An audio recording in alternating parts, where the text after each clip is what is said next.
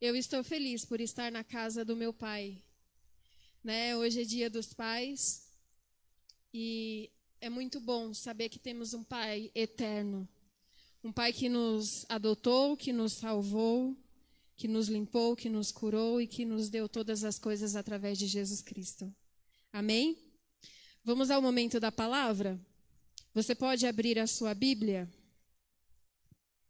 no livro de Gênesis, capítulo 26. Gênesis 26, a partir do versículo 1.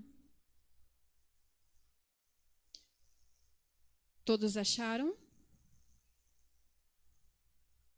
Diz assim: sobreveio fome à terra, assim como tinha acontecido nos dias de Abraão.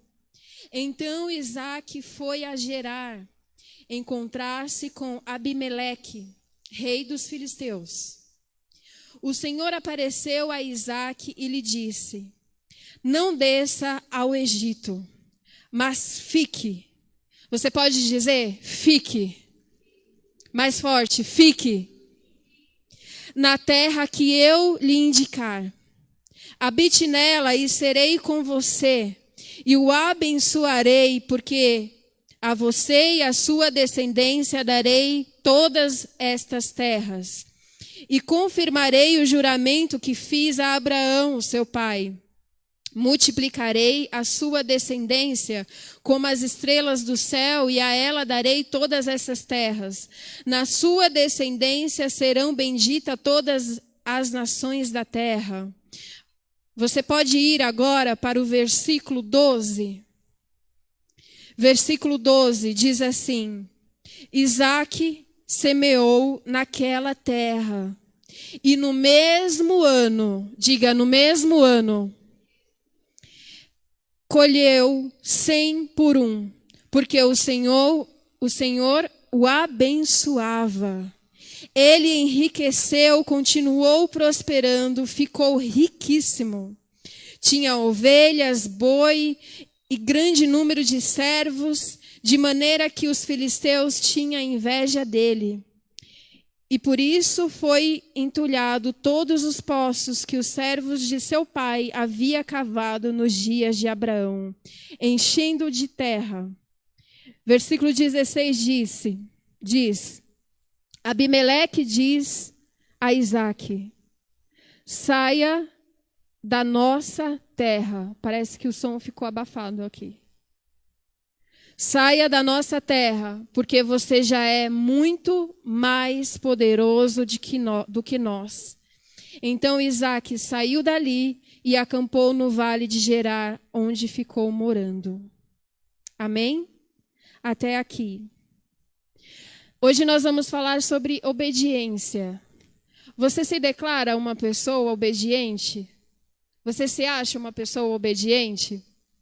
A obediência é interessante porque muitas pessoas, elas são obedientes muitas vezes por medo, né? Já viu aquela criança que ela obedece porque ela tem medo do pai ou da mãe? Ou muitas vezes por respeito. Mas a obediência, ela vai muito mais além do que medo e respeito. A obediência verdadeira e sincera é quando nós obedecemos por amor, né? E Isaque, ele teve um exemplo muito bom de obediência, que foi o seu pai, né? Abraão, ele iria sacrificar Isaque por obediência a Deus, por amor ao Senhor. E Isaque era o sacrifício. Então ele viu ali um exemplo de obediência do seu pai em relação a Deus por amor ao Senhor. Em Gênesis 12, Deus faz a promessa a Abraão, o chamando, dizendo: Abraão, sai da tua terra, da tua parentela e vai para uma terra que eu ainda vou te mostrar. Então ali, Abraão foi obediente ao Senhor sem nem saber para onde ele estava indo.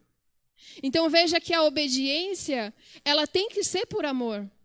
Porque como que você vai obedecer ao Senhor muitas vezes, sem entender a situação, sem entender a ordem do Senhor, sem entender o caminho, sem entender o processo, se você não obedecer por amor, se você não amá-lo verdadeiramente, você não vai obedecer.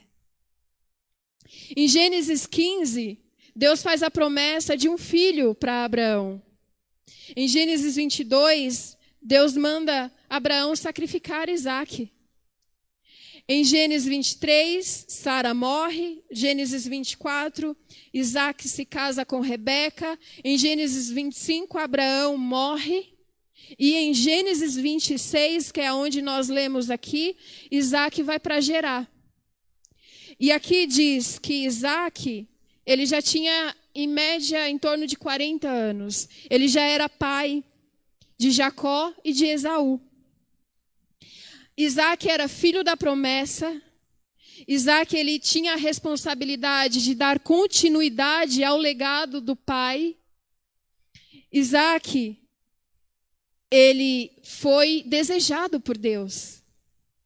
Claro, Abraão, ele tinha o sonho de ser pai. Ele tinha vontade de ser pai. Mas Deus entrou nesse projeto, Deus entrou nesse sonho de Abraão e disse, eu vou lhe dar um filho.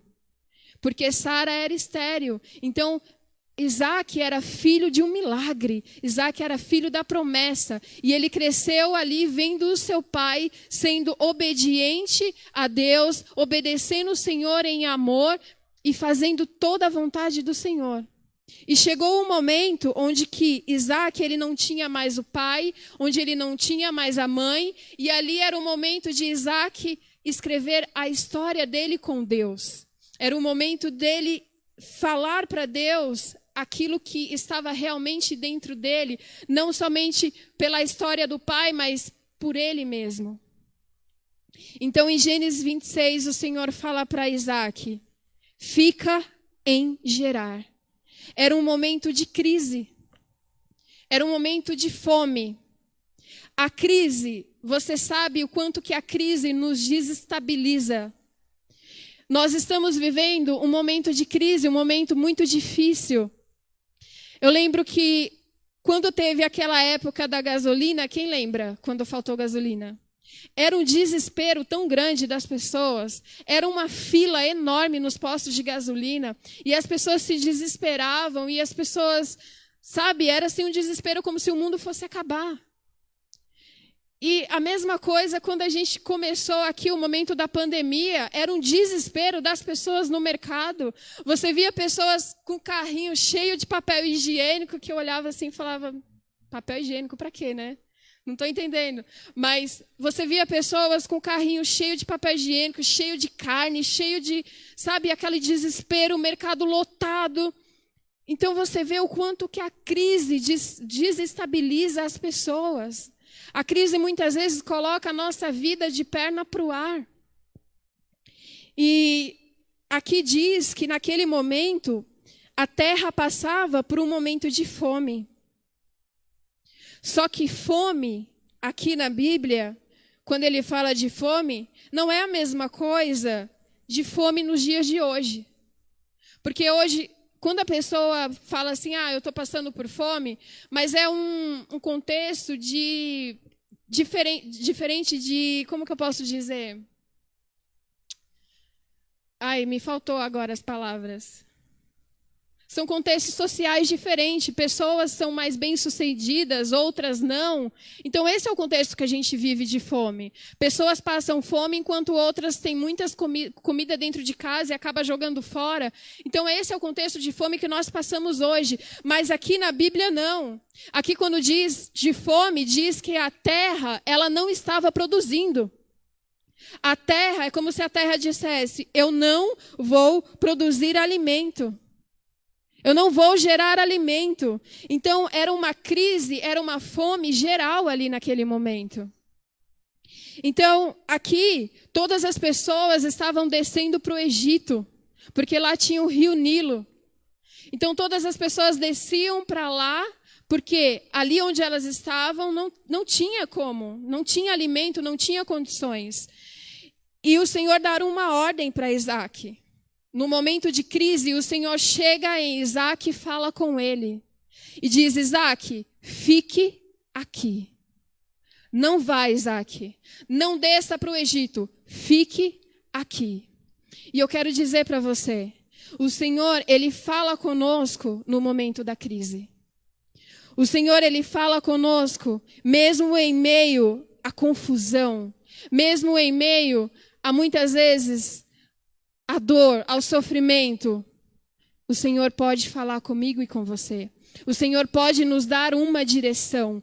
Mas o que acontece? Quando a gente passa pela crise, quando a gente passa pelos momentos de dor, de sofrimento, a gente entra em desespero.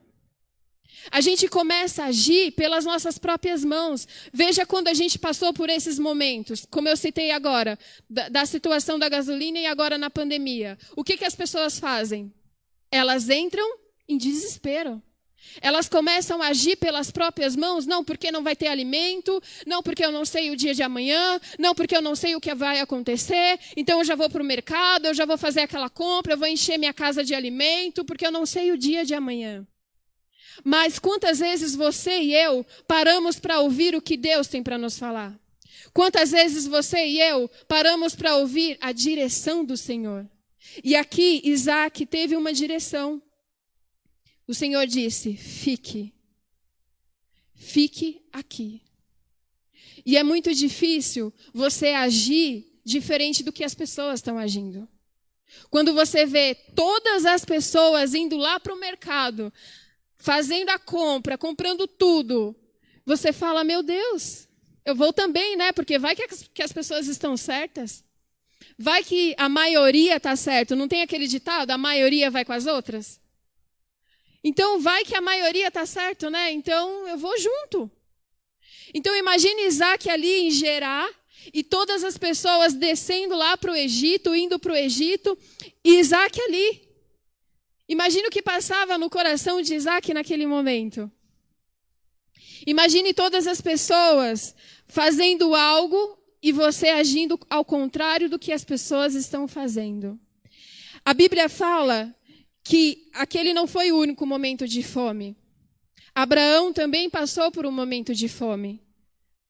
A Bíblia também fala que em Samaria teve fome na época de Eliseu. A Bíblia também fala que nos países vizinhos teve fome. Nos países vizinhos ao Egito, eu não sei se você lembra da época de José, que eles desceram para o Egito, porque a terra passava por um momento de fome. Mas, em todos esses momentos, o Senhor sustentou aqueles que eram fiéis a Ele.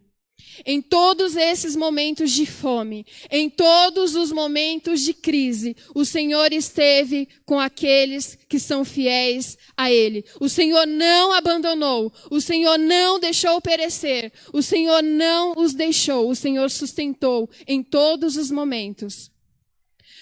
Só que, como aqui em todos esses momentos que eu citei para você, que o Senhor sustentou, mas não só esses momentos, na sua vida também. Quantas vezes o Senhor te sustentou? Quantas vezes o Senhor proveu na minha e na sua vida? Quantas vezes o Senhor fez um milagre? Quantas vezes o Senhor falou com você? Quantas vezes o Senhor proveu na sua vida? Só que muitas vezes a gente esquece. No momento da crise, no momento do desespero, a gente esquece tudo aquilo que Deus já fez. Você esquece, eu esqueço daquilo que o Senhor já fez, de quantas vezes o Senhor te sustentou, de quantas vezes o Senhor proveu. Você esquece e entra em desespero. Eu quero ler com você 2 Coríntios,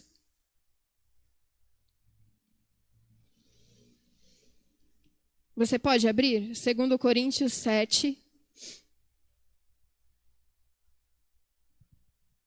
versículo 5. Quando a crise vem o medo. O medo, ele nos fere por dentro e por fora. Por fora, você entra em desespero e se desestabiliza. Por dentro, você começa a ter ansiedade, você começa a ter medo, você começa a ter síndrome do pânico, você começa a ter temores que dentro de você começa a te ferir. Veja aqui que 2 Coríntios 7:5, Paulo diz: porque quando chegamos à Macedônia não tivemos nenhum alívio. Pelo contrário, em tudo fomos atribulados, lutas por fora e por dentro, temores. Veja que o medo, ele pode te desestabilizar tanto por dentro quanto por fora.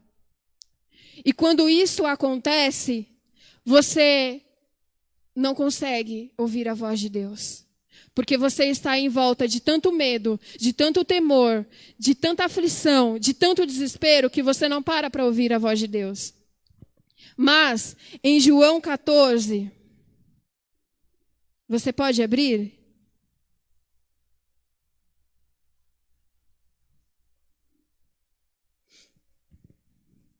Em João, deixa eu voltar aqui, capítulo 14,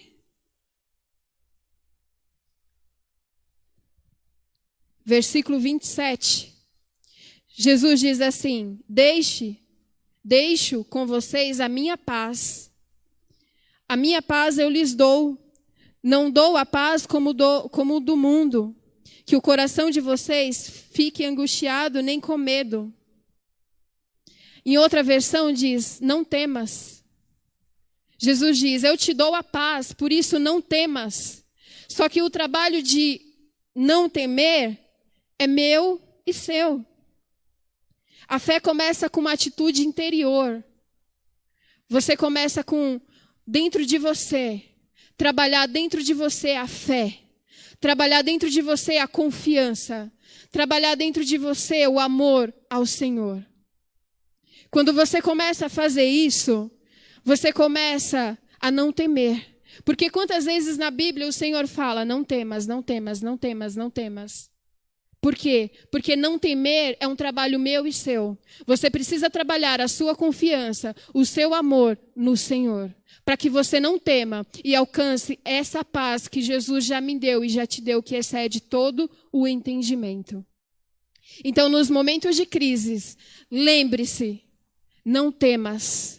Ele já te deu a paz. Você pode confiar nele. Você pode parar. Você pode orar para ouvir a voz de Deus. E ele vai te dar uma direção mesmo em meio à crise.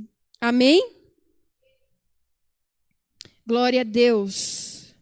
Então Deus dá uma palavra para Isaac. Ele diz: fica, eu estou contigo. Te abençoarei. Abençoarei a tua descendência. E Deus lembrou Isaac da promessa que ele tinha feito a Abraão. Veja que Isaac, ele ficou em Gerar. Ele obedeceu ao Senhor. E a palavra diz que Isaac, ele cometeu o mesmo erro de Abraão. E eu quero passar bem rapidamente por essa parte, que diz que Isaac, ele mentiu.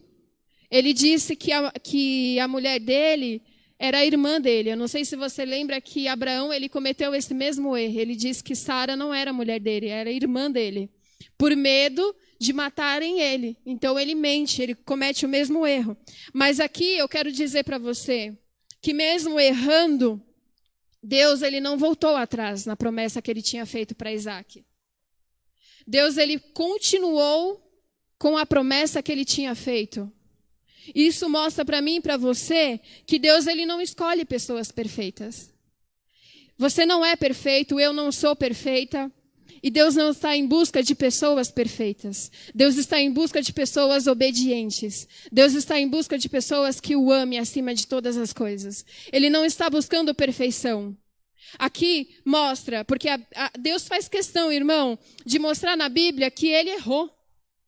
Deus poderia pular essa parte. Não, tira a parte de que Isaac mentiu. Tira a parte de que Abraão mentiu. Não vamos colocar essa parte, não. Não, mas a Bíblia, ela faz questão de mostrar que grandes homens de Deus, eles também erravam. Eles também, muitas vezes, pecavam. mas eles eram obedientes acima de tudo. Amém? Por quê? Porque é melhor você obedecer do que sacrificar. Quem lembra da situação de Saul? Saul, ele não foi obediente. Ele não foi obediente. Ele não esperou o profeta para sacrificar. Ele ouviu a voz do povo que estava ali pressionando ele, foi lá no desespero e sacrificou.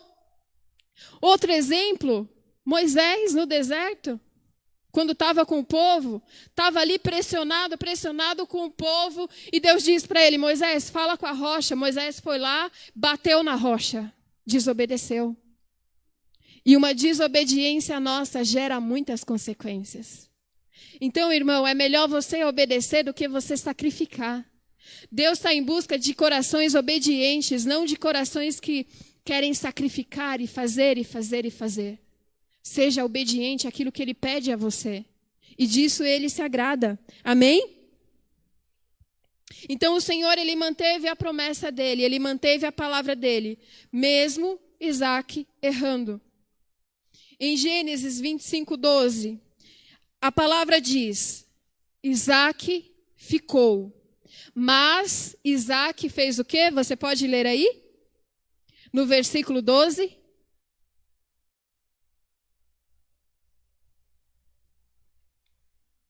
A palavra diz, Isaac semeou. Irmão, isso é maravilhoso. É maravilhoso. Porque olha o contexto. Ele se encontra num lugar, num tempo de crise. Ele se encontra num tempo de fome. Ele se encontra num tempo em que todas as pessoas estão descendo para o Egito. Então, ele se encontra num contexto que ele está contra tudo.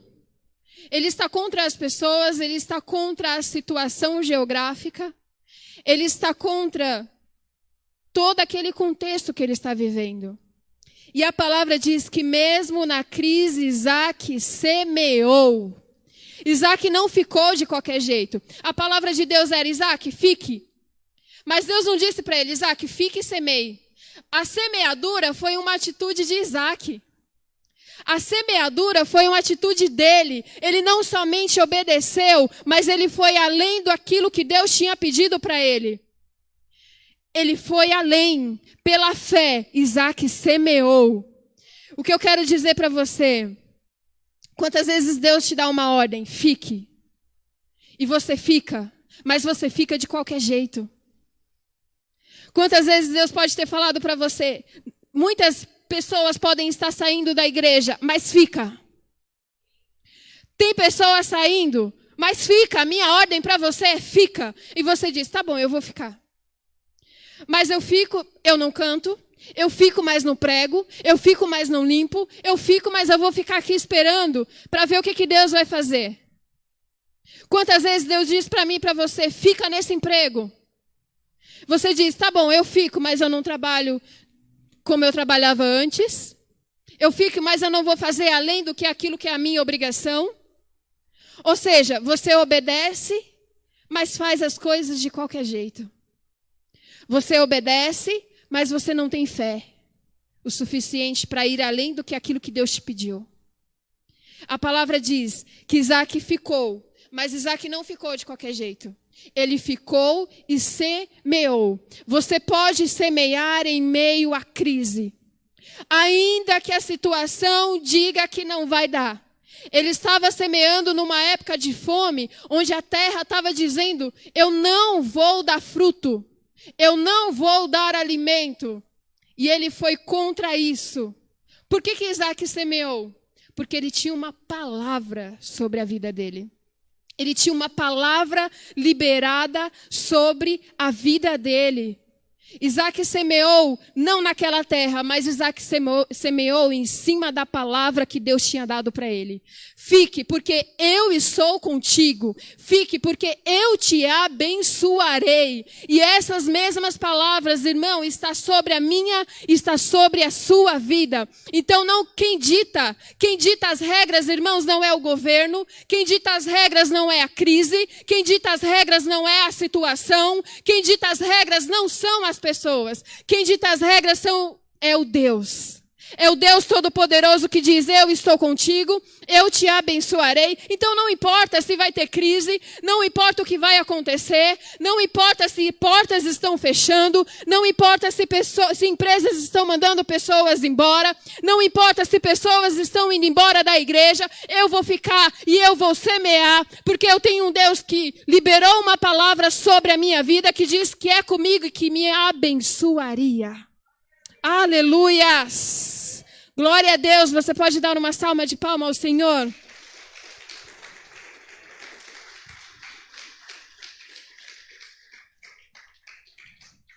Isso me lembra Pedro. Quando Jesus estava caminhando sobre as águas, que eles veem Jesus e eles se assustam. E Pedro diz, se és tu mesmo, eu posso ir até aí? E Jesus lança uma palavra, vem. Pedro, ele não andou sobre as águas. Pedro, ele andou em cima da palavra que Jesus liberou sobre a vida dele. E eu e você precisamos aprender isso. Nós temos que andar em cima da palavra de Deus. Em cima da palavra que está liberada sobre a minha e sobre a sua vida. Irmão, nós precisamos ter fé. É isso, nós precisamos ter fé. Você não pode se deixar levar por aquilo que os seus olhos veem. Você não pode se deixar levar pela situação. Porque muitas vezes você olha, está todo mundo adoecendo. Olha, tem pessoas morrendo. Quando você olha notícias nos jornais, você só vê coisas ruins acontecendo. E aí você se desespera. E aí você desanima. E aí você não quer mais vir para a igreja. E aí você não quer mais semear. E aí você desiste. Para de viver por aquilo que essa terra está dizendo para você. Para de viver por aquilo que as notícias dizem para você. Começa a ler a Bíblia. Começa a ver aquilo que Deus está falando para você. Começa a ler as palavras que Ele já liberou sobre a minha e sobre a sua vida. Porque é sobre essas palavras que nós temos que andar. Não é pelas notícias que o mundo diz. Não é pelas reportagens. Não é. Nós temos que andar e semear em cima da palavra que Deus liberou sobre a nossa vida. Aleluias! Outra coisa que me chamou a atenção, a palavra diz, naquele mesmo ano. Não foi no próximo ano. Não foi. Foi no mesmo ano. No mesmo ano de crise. No mesmo ano de fome, no mesmo ano que tudo dizia o contrário, no mesmo ano que portas estavam fechadas, foi no mesmo ano. A palavra diz que Isaac prosperou 100 vezes mais. Irmão, a fé, junto com a obediência, ela gera milagres. Ela gera milagres. Você tem palavras do Senhor liberadas sobre a sua vida. Você só precisa obedecer e ter fé para viver os milagres que Ele já liberou sobre a sua vida. Mas entenda que ter fé é ter atitudes que vai contra aquilo que os seus olhos estão vendo. E não é algo fácil. Não é algo fácil você ter uma atitude diferente do que as pessoas estão tendo. Não é algo fácil você remar contra a maré. Você precisa ter fé para isso acontecer. Você precisa realmente acreditar na palavra que Deus liberou sobre você. Entenda que Deus, Ele não depende do tempo. Ele não depende das circunstâncias. Ele não depende de pessoas.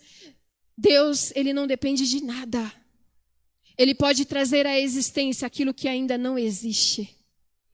Ele é o dono de todas as coisas, como a Angélica estava ministrando aqui. Ele nos criou de forma assombrosamente.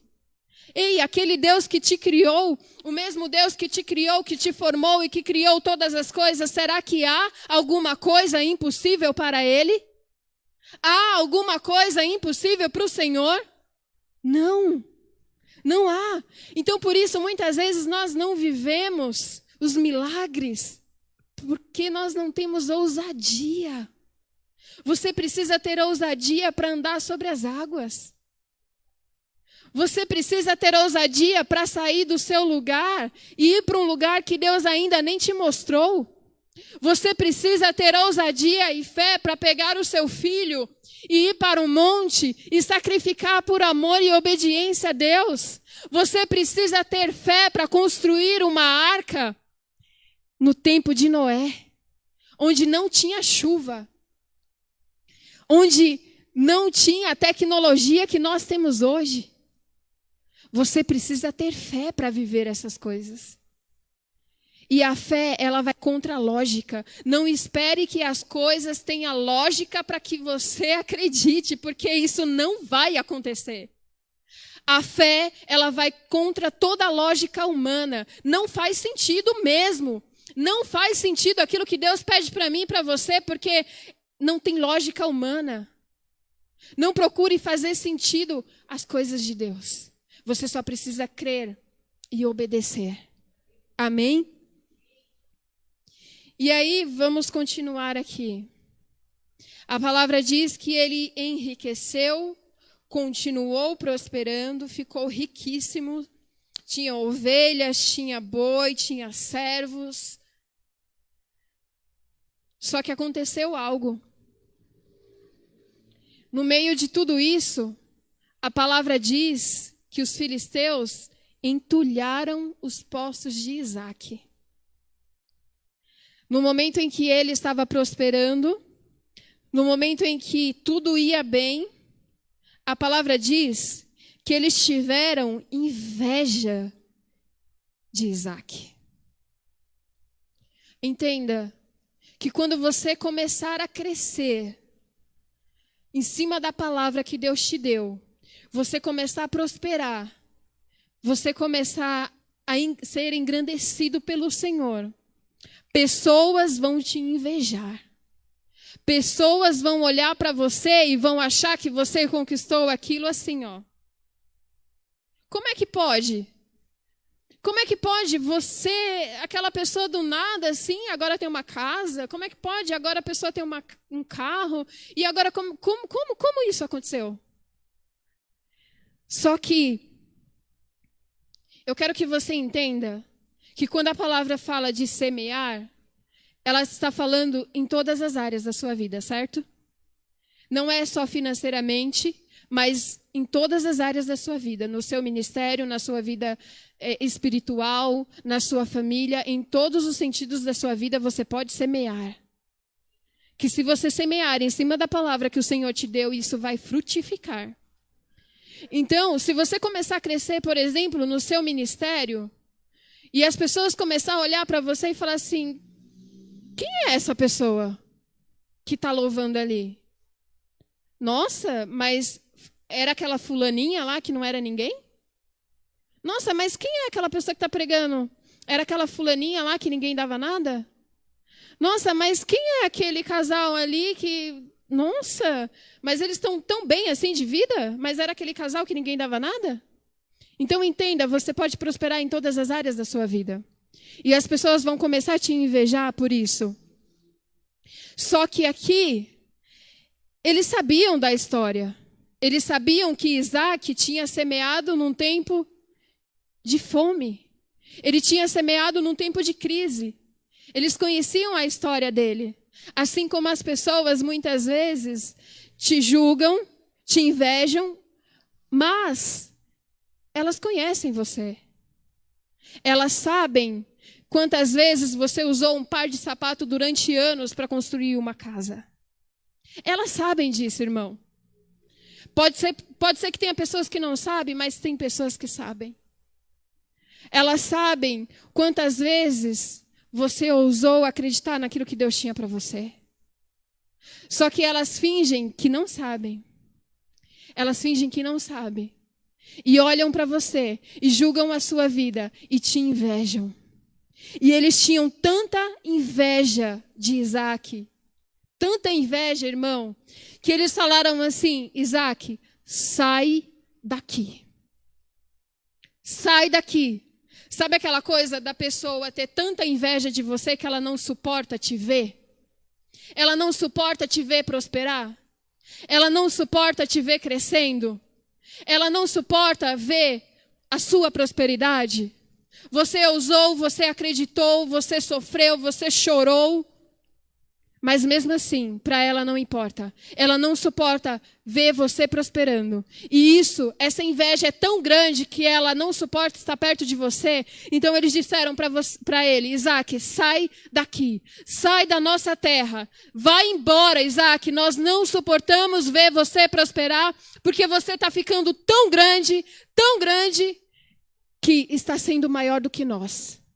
E nós não aceitamos você ficar aqui sendo maior do que nós. Quantas vezes pessoas não suportam estar do nosso lado simplesmente porque nós estamos prosperando mais do que elas. Só que elas não viram quantas noites eu e você choramos.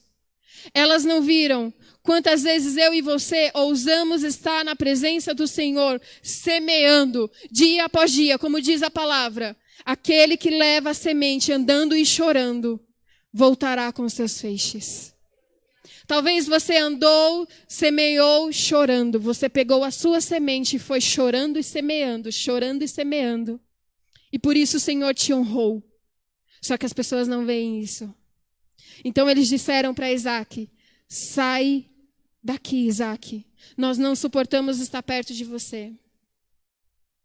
Então a palavra diz que Isaac foi para onde? Vamos ler? Vamos ler a partir do versículo 17. Que diz, então Isaac saiu dali e se acampou no vale de Gerar, onde ficou morando.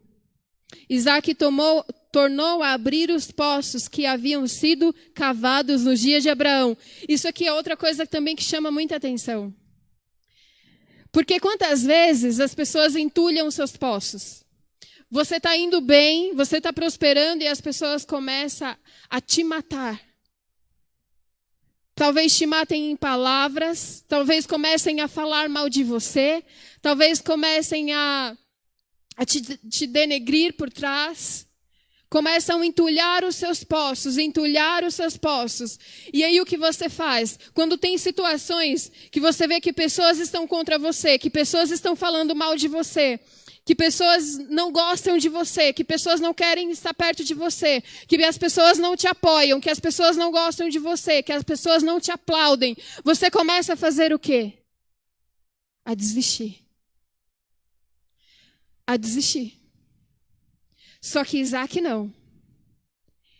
Ele lembrou que ele tinha o quê? Uma palavra. Ele tinha uma palavra liberada sobre a vida dele. Então ele disse, eu não vou desistir. Entulhar os poços, eu vou abrir outro. E eles vinham e entulhavam o poço de novo, que Isaac tinha aberto. E aí Isaac falou assim, entulhou, eu vou abrir outro. Isso ensina o quê, irmão? Você precisa depender de Deus. Não importa quantas vezes vão entulhar os seus poços. Não importa quantas vezes vão tentar te matar. Não desista. Não desista. Te impediram de cantar, te impediram de ministrar, te impediram de fazer alguma coisa para o Senhor, te impediram de prosperar, pegaram você dentro do seu emprego e te colocaram lá no fundinho, onde ninguém te vê, te colocaram lá no fundo da loja para que você não venda, para que você não tenha clientes, estão entulhando os seus poços. Não desista. Isaac fez do trabalho de cavar os poços o trabalho dele preferido.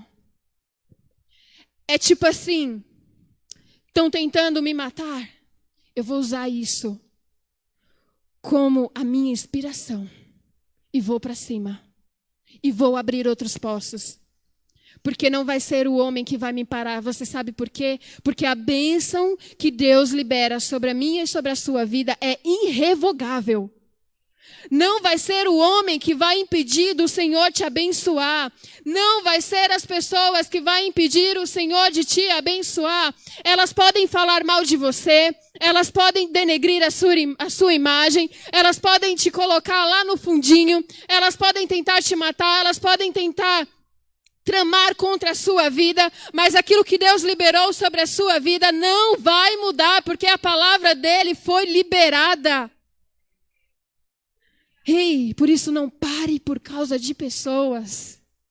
Não pare. Ainda que as pessoas tentem te parar de todas as formas, ainda que o inimigo tente te parar de todas as formas. Porque a Bíblia diz que a nossa luta não é contra carne nem sangue. Não é. A nossa luta é espiritual. Então não importa, irmão, quantas vezes o inimigo vai tentar te parar. E ele vai tentar. E ele vai tentar. De todas as formas. Pode ter certeza. Mas você precisa estar firmado na palavra que Deus liberou sobre a sua vida. Porque ela vai acontecer. Ele não é homem para mentir. Ele é o mesmo ontem, hoje e eternamente. Amém? Então a palavra diz que Isaac, ele começou a abrir os poços. Veja, no vale da nossa fé, no vale a nossa fé, ela é testada. Isaac, ele saiu do centro de Gerar e foi para o vale. Veja que no vale, Deus ele não falou com ele. No vale, Deus não deu outra palavra para Isaac, não chamou Isaac e falou de novo e lembrou Isaac daquilo que ele tinha falado. Não, no vale, Deus ficou em silêncio. É eu e você que precisamos lembrar da palavra que ele já liberou. É eu e você que precisamos mostrar para ele no vale que temos fé. É no vale, é no momento do vale que a nossa fé é provada e que nós podemos mostrar para nós mesmos que confiamos no Senhor. É no vale. No vale o nosso orgulho é quebrado. Não é porque Deus está conosco que não passaremos por dificuldades. Porque nós pensamos assim, Deus está comigo. Ele disse que estaria comigo. Então, nada vai me acontecer. Não. Não é porque Deus disse que está com você, que Ele é contigo, que Ele vai te prosperar, que nada vai acontecer. Como eu disse aqui, o inimigo vai tentar te parar de todas as formas. E você precisa estar firmado na palavra e confiar nele. Amém?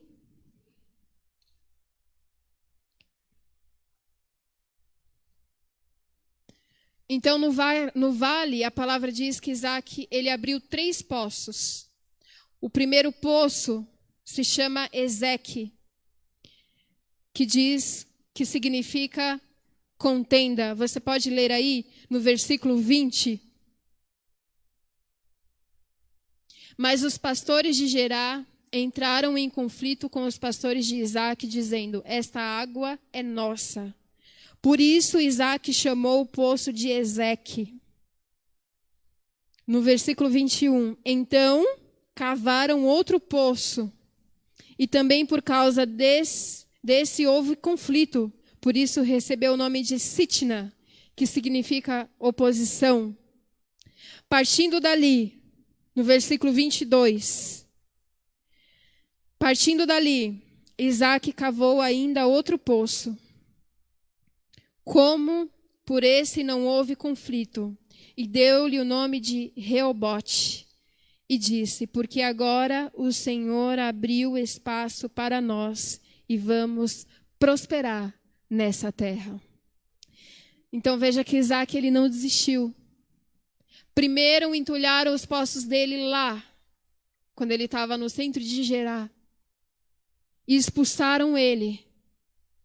Ali ele poderia dizer: eu acho que o Senhor não está comigo não, hein? Estão entulhando os meus poços, estão me expulsando, então eu vou embora. Mas ele não desistiu. Ele foi para o vale. E ainda que o Senhor não falou com ele de novo, ele guardou no coração aquela palavra que o Senhor já tinha liberado sobre a vida dele. E abriu outro poço. E quando ele abriu outro poço, foram lá e criaram contenda. e começaram a brigar e dizer: essa água é nossa. Quantas vezes eu e você fazemos algo e as pessoas vêm e dizem: foi eu que fiz, é meu. Quantas vezes você tem o trabalho de fazer, você tem todo o trabalho de cavar o poço e de achar a água, e vem outras pessoas e diz: sai, é meu, eu que fiz. Não importa, continue a cavar os seus poços. Continue. E ele abre o segundo poço. E eles também fazem contenda, fazem oposição contra Isaac. E Isaac não desiste. E ele abre o terceiro poço, que se chama Reobote. E quando ele abre o terceiro poço, ali não há mais contenda. Ali sim, o Senhor alargaria a terra deles, abençoaria eles. Veja que quando passou o momento do vale, quando passou aquele momento de ele abrir os poços e ser fechados, abrir os poços e ser fechados. Irmão, pensa como que seria abrir um poço naquela época. Porque eles não tinham a tecnologia que tem hoje. Então imagina o trabalho que dava para cavar um poço e achar água naquela época. Era muito trabalhoso. Mas depois daquele momento de vale que Isaac passou, por oposição, por contenda, por eles expulsarem ele, e o Senhor não deu uma palavra, passando o momento do vale, o Senhor volta a falar com Isaac. Veja no versículo 24, na mesma noite o Senhor lhe apareceu e disse: eu sou o Deus de seu pai Abraão. Não tenha medo, porque eu estou com você. Olha o Senhor reafirmando aquilo que ele já tinha falado para Isaac. Eu o abençoarei e multiplicarei a sua descendência por amor de Abraão, meu servo. Era como se Deus dissesse assim para ele: Isaac, eu tenho prazer em você. Isaac, como eu me alegro em você por você ser obediente. Então o Senhor repetiu a ele, dizendo: eu sou contigo.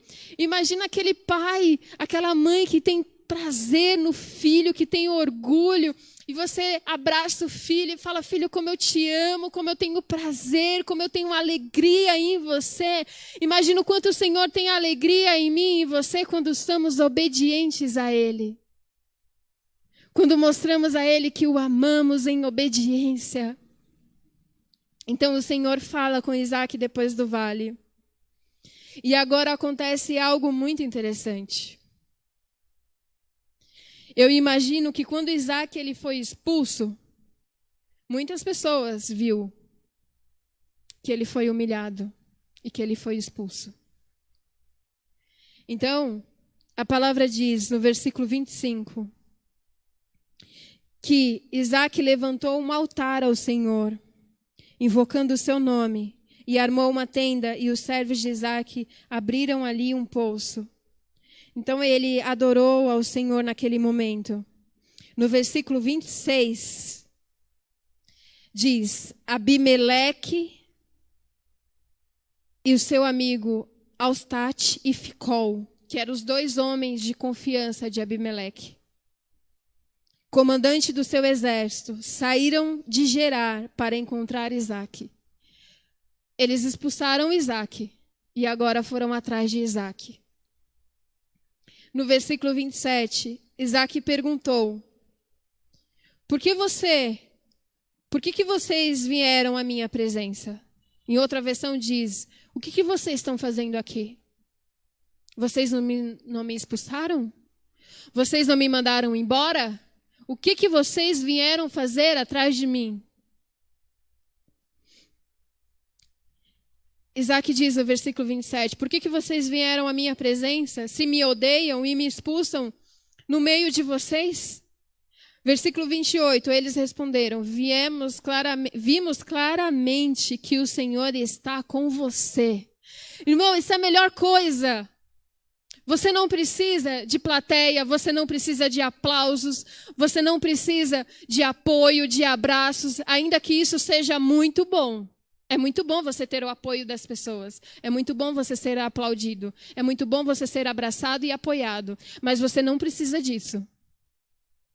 Não tem coisa melhor do que aquela pessoa que te humilhou, que te expulsou, que entulhou os seus poços, chegar em você, na sua cara e dizer: eu reconheço que Deus é na sua vida. Eu reconheço que Deus está com você, eu reconheço que você é um homem de Deus, eu reconheço que você é uma mulher de Deus. Mas isso só vai acontecer quando você for obediente. Veja que Isaac, aqui ele não discutiu. Ele não foi para cima e falou assim: esse poço aqui é meu. Ele não discutiu, ele não contendeu. Ele não disse: é meu direito. Ele não foi atrás, ele não disse nada. Ele só foi obediente àquilo que o Senhor tinha dito sobre a vida dele. Ele foi obediente, por isso. Pode as pessoas falar mal de você, pode as pessoas te caluniar, pode as pessoas tentar entulhar os seus poços. Meu irmão, fica quieto. Quem nos defende é o Senhor. Quem nos justifica é o Senhor. Você não precisa ficar se justificando. Você não precisa ficar discutindo. Você não precisa... Não, isso é meu, eu tenho direito. Não. Deixa que o Senhor te justifica. Deixa que o Senhor te honra. Deixa que o Senhor que vai te exaltar. Deixa que o Senhor vai mostrar para as pessoas que Ele é na sua vida. Amém? Glória a Deus. Então, versículo 28, vimos claramente que o Senhor está com você. Então, pensamos que seria bom se houvesse um juramento entre nós e você. Queremos fazer uma aliança com você. Agora eles querem fazer uma aliança com Isaac. Depois de tudo que eles fizeram. Versículo 29. Você jura que não nos fará mal? Olha essa parte, irmão. Assim como nós também não fizemos nenhum mal a você. É muito irônico, né? Mas aquele que te faz mal, ele pode esquecer, né? Mas nós que sentimos, sabemos, lembramos. E é engraçado que a pessoa ela faz mal a você. Aqui, como eles fizeram com Isaac, eles expulsaram Isaac, eles entulharam os poços de Isaac, e agora chega na maior cara dura para Isaac e diz: nós não fizemos nenhum mal a você. Nós não fizemos nada para você. E aqui, na hora, o que você faria? Aqui Isaac poderia chegar e falar assim: como assim você não fez nenhum mal para mim? Você não lembra, mas eu lembro. Você não lembra quando eu estava em Gerar e você me expulsou? Você não lembra que eu estava abrindo os poços e todos os poços que eu abria você entulhava? Você não lembra que você fez isso, você fez aquilo outro? Ele poderia descarregar tudo aquilo. Mas isso mostra que no coração de Isaac não tinha ressentimento, não tinha mágoa. Porque além de ser obediente ao Senhor, ele não guardou mágoa de nada daquilo que fizeram para ele. E olha que lindo a atitude de Isaac. Isso me lembra a atitude de José. Quando os irmãos dele jogaram ele no poço. E ele foi vendido. E ele foi parar numa prisão. E ele passou por tudo aquilo. E ele foi exaltado pelo Senhor. E quando foi no momento de fome, no momento de crise, os irmãos dele foram até ele e não sabia que era José. E ali José, ele tinha a oportunidade de se vingar dos irmãos dele. De jogar na cara deles tudo aquilo que eles tinham feito e falar: vocês eram meus irmãos, como vocês tiveram coragem de me vender? Vocês sabem o que eu passei? Eu fui preso. E eu passei por isso, por aquilo e por aquilo outro. Ele tinha essa oportunidade, irmão, de falar isso. Mas José não fez isso. José perdoou os irmãos dele, e abraçou os irmãos dele, e acolheu, e deu alimento, e compartilhou da bênção que ele estava vivendo na vida dele. Isso é maravilhoso. Isso mostra que a pessoa tem um coração regenerado. Ela realmente nasceu de novo no Senhor. Porque quando queremos agir com a nossa própria justiça e fazer justiça com as nossas próprias mãos, isso mostra que não nascemos de novo, que não dependemos do Senhor, que não confiamos na justiça dele. E aqui, Isaac, ele faz exatamente a mesma coisa. Aqui no versículo 30, a palavra diz o quê? Então, Isaac lhes deu um banquete. Ele preparou um banquete para o inimigo dele. E eles comeram e beberam. Ei, aquele que te fez mal pode vir até você. Reconhecer que você é filho de Deus. Reconhecer que Deus é na sua vida. E beber da água que eles mesmo entulharam.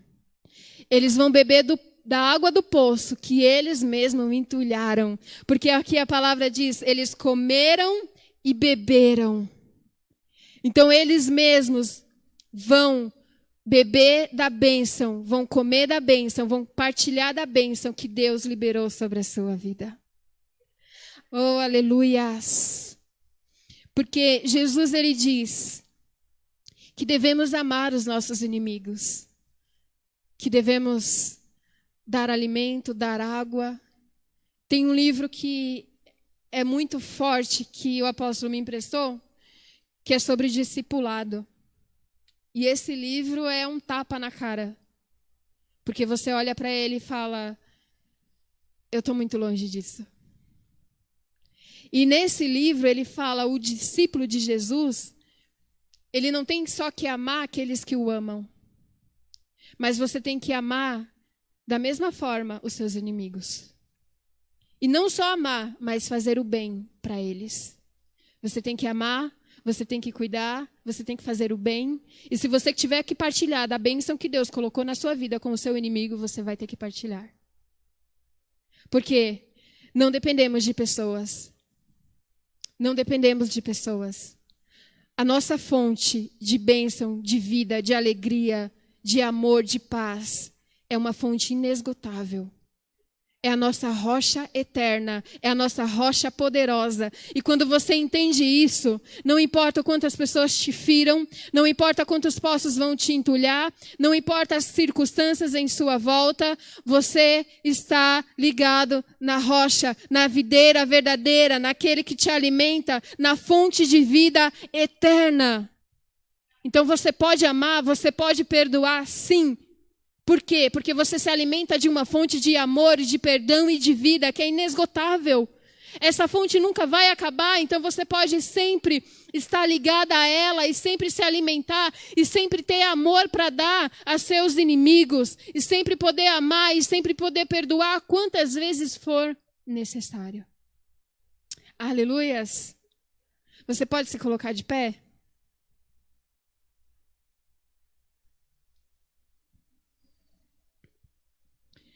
Eu quero orar com você neste momento. Pai, eu quero te agradecer, Deus, pela tua palavra. A tua palavra, Senhor, que é afiada como uma espada de 2 gumes. A tua palavra penetra, Senhor, profundamente em nossas almas, nos limpando, nos curando, como a tua palavra mesmo diz, que já somos limpos pela tua palavra. E eu quero agradecer, Senhor, por essa palavra nessa manhã. Obrigada, Senhor, por nos mostrar o quanto nós precisamos, Deus, ser fiéis, o quanto nós precisamos ter fé e agir com ousadia, o quanto nós precisamos, Senhor, ser obedientes à tua palavra, porque tu não falhas, tu és o mesmo ontem, hoje e eternamente. Então nós podemos confiar no teu caráter, nós podemos, Senhor, confiar em ti, nós podemos caminhar em cima da tua palavra, Deus, porque tu és aquele que nos sustenta, tu és aquele que nos guarda, tu és aquele que nos prospera, tu és aquele que nos exalta quando queres. E eu quero te agradecer pelo teu amor, pela tua graça, pela tua fidelidade, pela tua misericórdia sobre nossas vidas.